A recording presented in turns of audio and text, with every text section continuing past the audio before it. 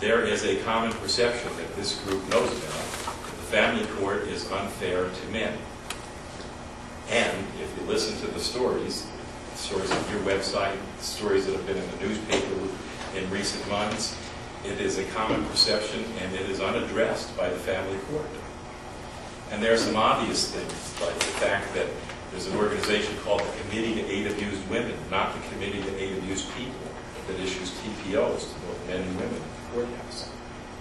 It's not hard to understand that a bias can grow in a culture.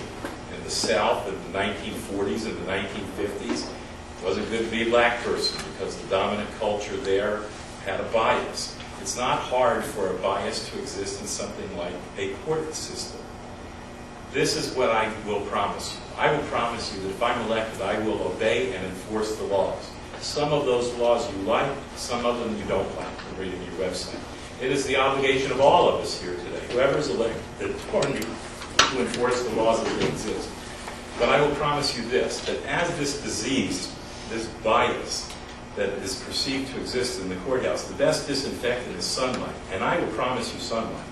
I will promise you that I will use the connections and the abilities I've learned in the newspaper and on the radio to shine light on this situation. I promise you that I will make sure that there are statistics produced about how often men get custody and how often women get custody and how often men and women get child support and the levels of child support, those sorts of statistics that are available, that just need to be produced. I promise that those will be publicized shortly after I'm in office.